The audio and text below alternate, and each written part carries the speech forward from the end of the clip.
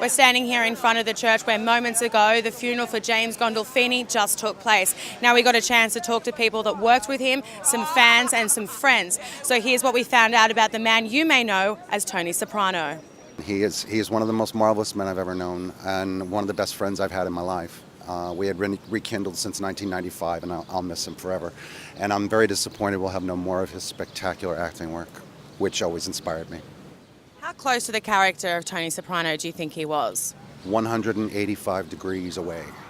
He was, actually he had told me, I don't think I'm talking out of turn, he was ready to be done with that character. It was eating him up inside. That was an evil person, but somebody we learned to love somehow on some side of him, and that's the genius of the character as well as the man who played the role. And that always inspired me as well, but Jim was not at all like the character, and his anxieties that would work up from having to become this person could be quite high at times because he wasn't like that. Today's obviously a very hot day, but there's still a ton of people here, a lot of media. Why do you think the world has gravitated toward him as an actor and a person? Well, he was a great actor, and again, I think he's done a lot for the industry, SAG-AFTRA. And he was a master at his craft, and I think that's what we're here. And if I didn't come today, I'd regret it. So you worked with James? Pardon? You worked with James? Yes, I did. What kind of a man was he? The best, the absolute best. He was a saint on earth.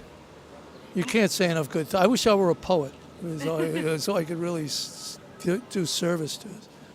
And how will you remember him personally?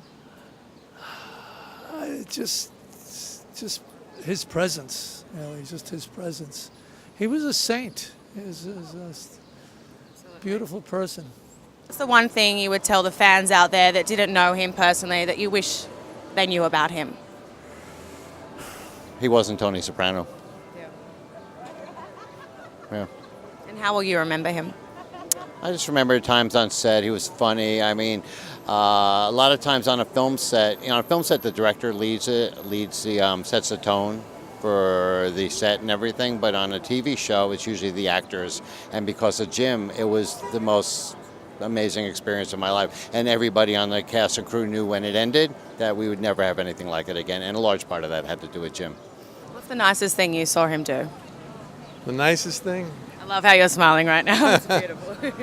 Well, I think with me personally, I was coming out of makeup maybe one day and he was sitting down in his private way, learning his lines. Everybody has their own way of doing things. So, I didn't bother him, but he called me over and he said, "Where you going?" He says, "Come on, come over here. Don't go in there, sit down and talk to me." And I was, really touched by that. And we just talked about life in general. How you doing, how's your family, that kind of stuff. He didn't have to do that, but he made you feel important.